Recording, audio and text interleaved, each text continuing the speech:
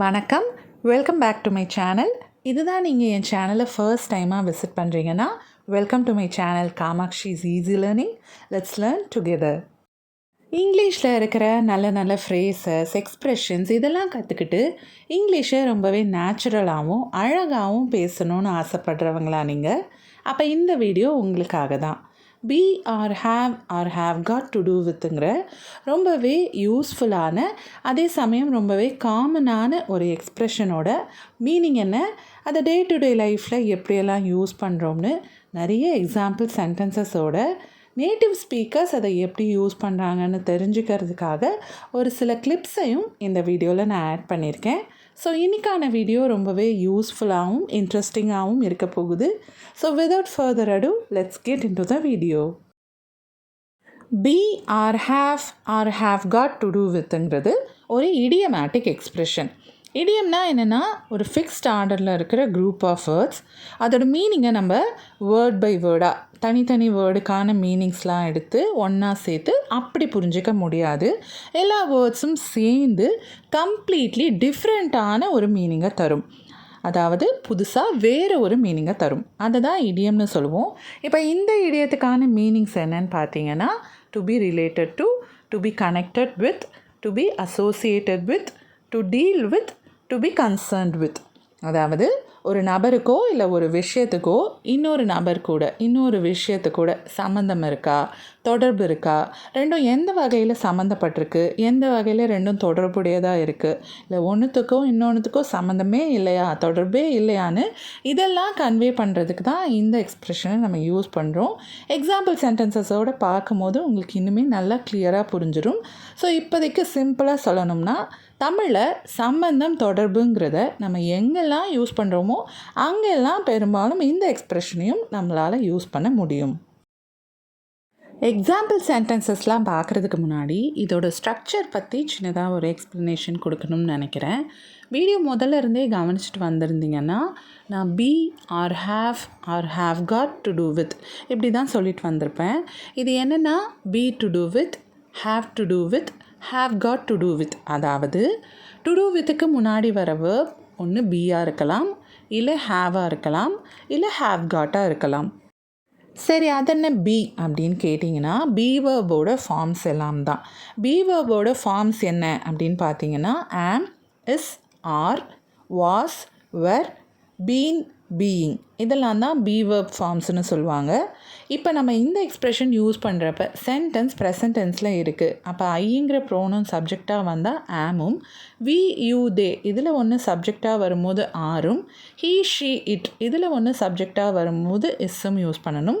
இதுவே sentence past டென்ஸில் இருக்குது அப்படின்னா ஐ, ஹீ, ஷீ, இட் இதில் ஒன்று சப்ஜெக்டாக வரும்போது வாஸும், வி, யூ, தே இதில் ஒன்று சப்ஜெக்டாக வரும்போது வேரும் யூஸ் பண்ணணும். இப்போ பி டு டூ வித் இதில் பி வேர்ப்க்கு என்னென்ன ஃபார்ம்ஸ்லாம் யூஸ் பண்ணணும்னு பார்த்த மாதிரியே ஹாவ் டு டூ வித் இதில் ஹாவ் வேர்ப்க்கு என்னென்ன ஃபார்ம்ஸ்லாம் யூஸ் பண்ணணும்னு பார்க்கலாம்.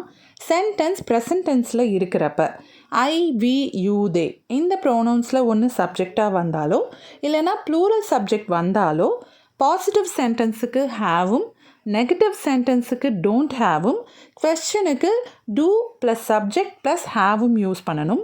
இதுவே ஹீ, ஷீ, இட் இந்த ப்ரோனவுன்ஸில் ஒன்று சப்ஜெக்டாக வந்தாலோ இல்லைனா எதுனா சிங்குலர் சப்ஜெக்ட் வந்தாலோ பாசிட்டிவ் சென்டென்ஸுக்கு ஹேஸும், நெகட்டிவ் சென்டென்ஸுக்கு டசன்ட் ஹாவும், குவெஸ்சனுக்கு டஸ் ப்ளஸ் சப்ஜெக்ட் ப்ளஸ் ஹாவும் யூஸ் பண்ணணும்.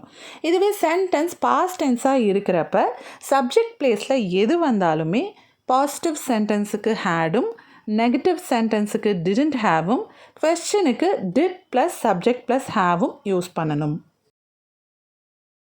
Be to do with, have to do with, have got to do with இந்த 3 ஃபார்ம்ஸில் எந்த ஃபார்மை நாம் யூஸ் பண்ணலாம்ங்கிறது எங்கே நாம் அதை யூஸ் பண்ண போகிறோங்கிறத பொறுத்தது தான். அதாவது பி டு டூ வித் இந்த ஃபார்ம் பார்த்திங்கன்னா ஃபார்மல் சுச்சுவேஷன்ஸில் மட்டுமே ரொம்ப காமனாக இருக்கிற ஒரு ஃபார்ம். ஃபார்மல்னா ஒர்க் பிளேஸ் அந்த மாதிரி இடங்கள். On the other hand have got to do with இந்த ஃபார்ம் பார்த்திங்கன்னா இன்ஃபார்மல் சுச்சுவேஷன்ஸில் ஃப்ரெண்ட்ஸ் கூட ஃபேமிலி மெம்பர்ஸ் கூடலாம் பேசுகிறப்ப அவங்களுக்கு எதனா மெசேஜ் பண்ணுறப்பன்னு ரொம்ப கேஷுவலாக நம்ம இங்கிலீஷ் எங்கெல்லாம் பேச முடியுமோ அங்கெல்லாம் காமனாக யூஸ் பண்ணுற ஒரு ஃபார்மாக இருக்குது. அதுலேயும் குறிப்பாக பிரிட்டிஷ் இங்கிலீஷில் ஹாவுக்கு பதிலாக ஹாவ் காட் யூஸ் பண்ணுறது ரொம்ப சகஜம். ஆனால் இந்த ஹாவ் டு டூ வித் இந்த ஃபார்ம் பார்த்திங்கன்னா ரொம்ப நியூட்ரலான ஒரு எக்ஸ்ப்ரெஷன். இன்ஃபார்மல் சுச்சுவேஷன்ஸ்லேயும் நீங்கள் யூஸ் பண்ணிக்கலாம், ஃபார்மல் சுச்சுவேஷன்ஸ்லேயும் யூஸ் பண்ணிக்கலாம். ஸோ ரொம்ப ஃப்ளெக்சிபிளாக இருக்கிறதுனாலேயே இந்த 3 ஃபார்ம்ஸில் ரொம்ப காமன்னு பார்த்தீங்கன்னா இந்த have to do with form தான். இப்போ எக்ஸாம்பிள் சென்டென்சஸ் பார்க்கலாம். நான் கொஞ்ச நேரத்துக்கு முன்னாடி சொன்ன மாதிரி ஹாவ் டு டூ வித் இந்த ஃபார்ம் தான் ரொம்பவே காமன்கிறதுனால நிறைய எக்ஸாம்பிள் சென்டென்சஸ் இந்த ஃபார்மை யூஸ் பண்ணி தான் கொடுத்துருக்கேன். ஆனாலும் be to do with, have got to do with இதை யூஸ் பண்ணியும் 1-2 சென்டென்சஸ் கொடுத்துருக்கேன். ஸோ தட் நீங்கள் 3 எக்ஸ்ப்ரெஷன்ஸையுமே எப்படி யூஸ் பண்ணுறதுன்னு நல்லாவே தெரிஞ்சுக்க முடியும். சரி, வாங்க எக்ஸாம்பிள் சென்டென்சஸ் பார்க்கலாம். I am not sure what he does exactly. It's something to do with finance. அவன் என்ன வேலை பண்ணுறான் அப்படின்னு கேட்குறப்ப அவன் என்ன பண்ணுறான்னு எனக்கு சரியாக தெரியாது, ஏதோ ஃபைனான்ஸ் சம்மந்தப்பட்டது, அதாவது ஃபைனான்ஸ் ரிலேட்டடானது, அது கூட தொடர்புடையது அப்படிங்கிறது தான். My question has to do with last weeks assignment. என் கேள்வி போன வார அசைன்மெண்ட் தொடர்பானது, அது பற்றினது. Hard work has a lot to do with her success. கடின உழைப்புக்கும் அவளோட வெற்றிக்கும் நிறையவே சம்மந்தம் இருக்குது. அதாவது கடின உழைப்பு தான் அவள் வெற்றிக்கான முக்கியமான ஒரு காரணம். இப்போ ஒரு சுச்சுவேஷன் எடுத்துக்குவோம். 2 நெய்பர்ஸ் இருக்காங்க. அவங்களோட இன்னொரு நெய்பர், அவங்க ஒரு யூடியூபர், அவங்கள பற்றி பேசிகிட்ருக்காங்க. இந்த 2 பேரில் ஒருத்தவங்க சொல்கிறாங்க, அவளோட சேனல் ரொம்ப பெரிய சேனலாக வளர்ந்துருச்சு, எல்லாமே லக்கில் தான் அப்படின்னு சொல்கிறாங்க. அதுக்கு இன்னொருத்தவங்க சொல்கிறாங்க, சச்சே அப்படிலாம் இல்லை, அவளை பற்றி எனக்கு நல்லாவே தெரியும், ஒரு பக்கம் வீட்டெல்லாம் மேனேஜ் பண்ணிக்கிட்டு இன்னொரு பக்கம் அவளோட சேனலுக்காக ராத்திரி பகல்னு பார்க்காம நிறையவே உழைச்சிட்ருக்கா, ரொம்பவே கஷ்டப்பட்டுருக்கா, அவளோட கடின உழைப்பு தான் அவளோட வெற்றிக்கான முக்கியமான காரணம், வேறு எதுவும் இல்லை அப்படின்னு சொல்கிறாங்க. ஸோ அந்த மாதிரி ஒரு கான்டெக்ஸ்டில் யூஸ் பண்ணுறது தான் இந்த sentence. Why is Karthik sticking his nose in? It has nothing to do with him. கார்த்திகே அவனோட மூக்கு நுழைக்கிறான், இதுக்கும் அவனுக்கும் எந்த சம்மந்தமும் இல்லை. இது நம்ம தமிழில் ரொம்பவே யூஸ் பண்ணுற ஒரு சென்டென்ஸ் தான். நமக்கு ஒருத்தவங்களை பிடிக்காமல் இருக்கும், நம்மளோட சொந்த விவகாரத்துலையோ இல்லை நாம் சம்மந்தப்பட்ட ஒரு விஷயத்துலையோ அவங்க தலையிடுறதோ கருத்து சொல்கிறதோ நமக்கு பிடிக்காது. ஆனால் அதை அவங்கக்கிட்ட போய் டைரெக்டாக சொல்லாமல் அவங்களுக்கும் நமக்கும் காமனாக ஒரு ஃப்ரெண்டோ ரிலேட்டிவோ இருப்பாங்க, அவங்கக்கிட்ட தான் போய் சொல்லுவோம். அவன் ஏன் தேவையில்லாமல் என் விஷயத்தில் மூக்கு நுழைக்கிறான், அவனுக்கும் இதுக்கும் சம்மந்தம் இல்லை, அவனை என் விஷயத்தில் தலையிட வேண்டாம்னு சொல்லு, அவனை தேவையில்லாமல் மூக்கு நுழைக்க வேண்டாம்னு சொல்லு, இப்படிலாம் சொல்லுவோம். அதே தான் இதுவும். It has nothing to do with him அப்படின்னா அவனுக்கும் இதுக்கும் சம்மந்தம் இல்லை, he should not get involved in this, அவன் இதில் தலையிடக்கூடாது அப்படிங்கிறது தான்.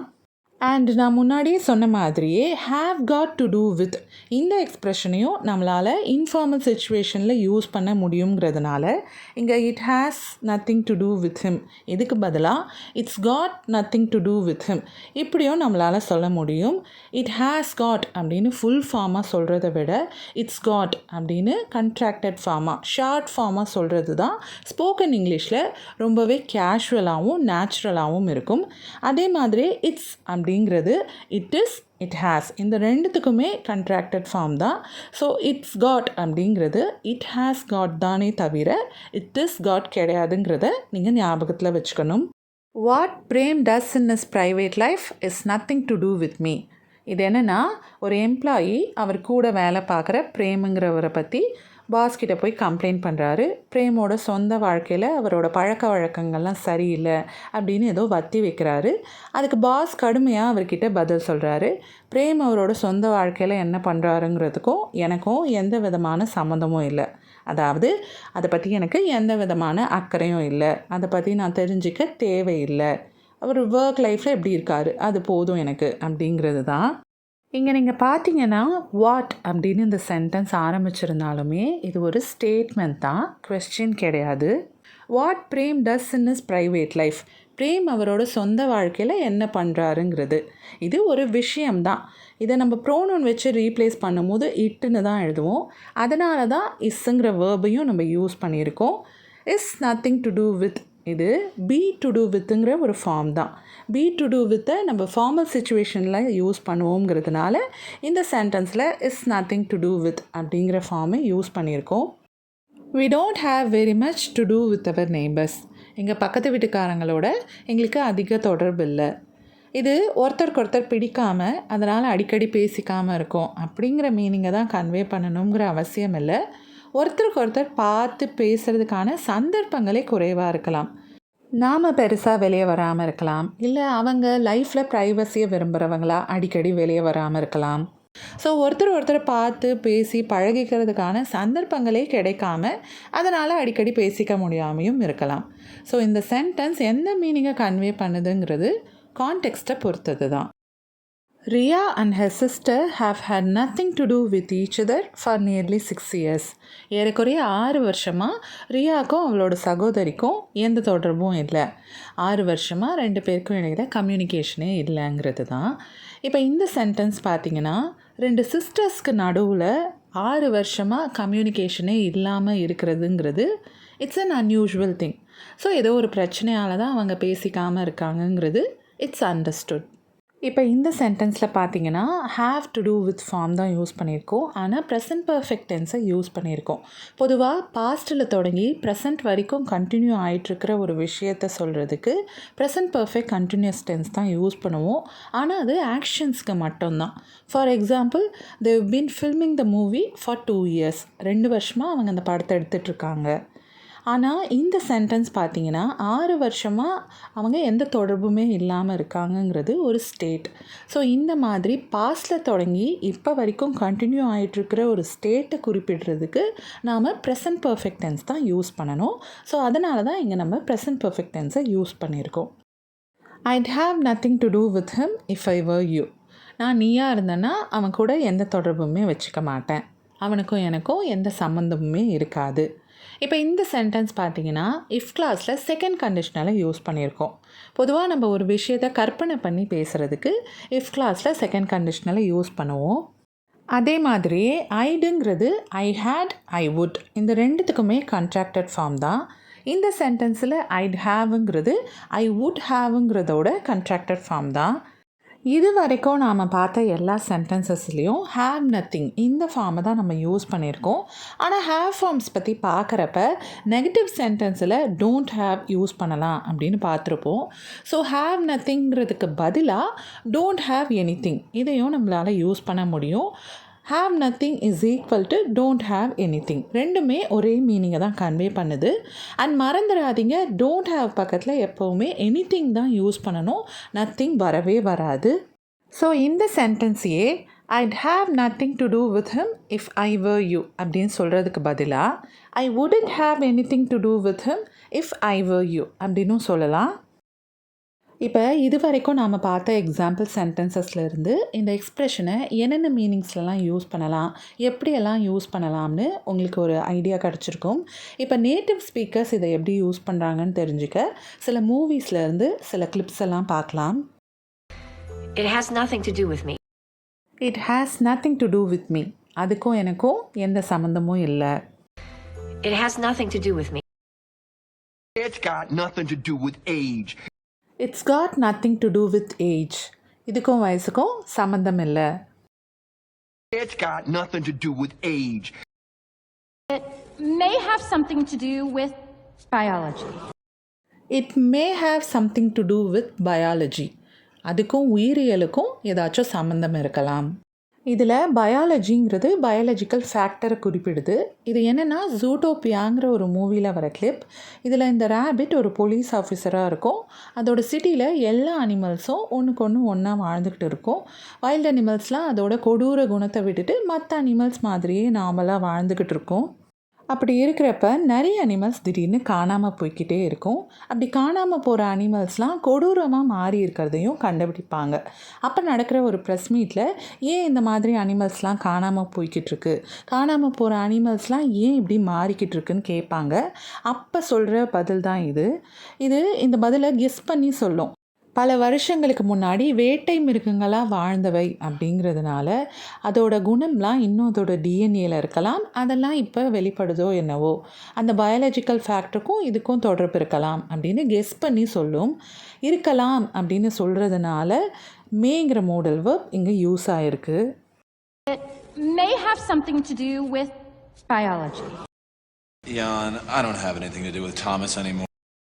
I don't have anything to do with Thomas anymore. எனக்கும் தாமஸ்க்கும் இனி எந்த சம்மந்தமும் இல்லை. Jan, I don't have anything to do with Thomas anymore. Do you have something to do with these murders? Do you have something to do with these murders? இந்த கொலைகளுக்கும் உனக்கும் ஏதாச்சும் தொடர்பு இருக்கா? பொதுவாக நாம் கொஸ்டின்ஸில் எனியை தான் யூஸ் பண்ணுவோம். சம் எப்போ யூஸ் பண்ணலாம் அப்படின்னா அந்த கேள்விக்கு பதிலாக எஸ் அப்படிங்கிறத நம்ம எதிர்பார்க்குறோங்கிறப்ப தான். இப்போ இந்த கேள்வியை பொறுத்தவரை do you have anything அப்படின்னு கேட்டிருந்தா நிஜமாகவே நமக்கு அதுக்கு பதில் தெரியல. அவங்களுக்கு தொடர்பு இருக்கா இல்லையான்னு நம்ம ரொம்ப அன்சர்டனாக இருக்கும். அது தெரிஞ்சுக்க தான் அந்த கேள்வியே கேட்குறோம் அப்படிங்கிறப்ப. இதுவே do you have something அப்படின்னு கேட்குறப்ப அவங்களுக்கு அந்த கொலையில் தொடர்பு இருக்குதுன்னு நமக்கு ஏற்கனவே சந்தேகம் இருக்குங்கிறத தான் இந்த கேள்வி வெளிப்படுத்துது. இவங்களோட ஃபேஸில் இருந்தே நீங்கள் தெரிஞ்சுக்கலாம் அவங்க ரொம்ப சந்தேகத்தோடு தான் இந்த கேள்வியை கேட்குறாங்கன்னு. Do you have something to do with these murders? Does it have anything to do with Jackie? Does it have anything to do with Jackie? ஜாக்கிக்கும் இதுக்கும் ஏதாச்சும் தொடர்பு இருக்குதா? Does it have anything to do with Jackie? What does she have to do with John? What does she have to do with John? அவளுக்கும் ஜானுக்கும் என்ன சம்பந்தம்? What does she have to do with John? இப்போ லாஸ்ட்டாக இன்னும் ஒரு clip பார்த்துடலாம். What does this have to do with us? What does this have to do with us? இதுக்கும் எங்களுக்கும் என்ன சம்பந்தம்? பொதுவாக அஸ்ஸுங்கிற ப்ரோனவுனுக்கு எங்களுக்கு நமக்கு அப்படின்னு 2 மீனிங்ஸ் இருக்குது. ஸோ நம்ம அந்த குரூப்புக்குள்ளேயே இந்த கொஸ்டினை கேட்குறோங்கிறப்ப இதுக்கும் நமக்கும் என்ன சம்மந்தம் அப்படிங்கிற மீனிங்லையும், அந்த குரூப்பை விட்டு வெளியால் ஒருத்தவங்க கிட்ட கேட்குறோங்கிறப்ப இதுக்கும் எங்களுக்கும் என்ன சம்மந்தம் அப்படிங்கிற மீனிங்லையும் வரும். What does this have to do with us? சில பேருக்கு ஒரு டவுட் வந்திருக்கலாம். இந்த idioms, phrases இதெல்லாம் கற்றுக்கிட்டு தான் ஆகணுமா? சிம்பிளான வேர்ட்ஸை யூஸ் பண்ணி பேசிட்டு போகலாமே அப்படின்ட்டு. இங்கிலீஷில் நிறைய விஷயங்களை நாம் யூஸ் பண்ணுறதுக்காக மட்டும் நம்ம கற்றுக்கிறது இல்லை. மற்றவங்க யூஸ் பண்ணுறப்ப அது என்னென்னு புரிஞ்சுக்கிறதுக்காகவும் நம்ம நிறைய விஷயங்களை கற்றுக்க தான் வேண்டி இருக்குது. ஒருத்தவங்க பேசுகிறப்ப இல்லை எழுதுகிறப்ப அது என்னென்னு புரியாமல் அதனால் நம்மளோட கம்யூனிகேஷன் தடைப்பற்றக்கூடாதுங்கிறதுக்காகவாச்சும் சில விஷயங்களை நம்ம கற்றுக்க தான் வேணும். இப்போது இந்த எக்ஸ்ப்ரெஷனை எப்படி யூஸ் பண்ணுறதுன்னு நீங்கள் எந்த அளவு புரிஞ்சுக்கிட்டு இருக்கீங்கன்னு நான் தெரிஞ்சுக்கிறதுக்காக ஒரு சின்ன குவிஸ் ஒன்று கொடுத்துருக்கேன். இது மூலமாக நீங்களே கூட உங்கள் அண்டர்ஸ்டாண்டிங்கை செக் பண்ணி பார்க்கலாம். 3 சென்டென்சஸ் தமிழில் கொடுத்துருக்கேன். அதெல்லாம் எப்படி இங்கிலீஷில் சொல்கிறதுன்னு எனக்கு காமெண்ட் செக்ஷனில் கண்டிப்பாக உங்கள் ஆன்சர்ஸை போடுங்க. I'll be happy to read all your comments and will reply to them all for sure. இந்த வீடியோ உங்களுக்கு ரொம்பவே யூஸ்ஃபுல்லாக இருந்திருக்கும்னு நான் நம்புகிறேன். வீடியோ பிடிச்சிருந்ததுன்னா please like, share and subscribe to my channel. I'll catch you all with another interesting and useful lesson. Until then, take care and keep learning. Thanks for watching.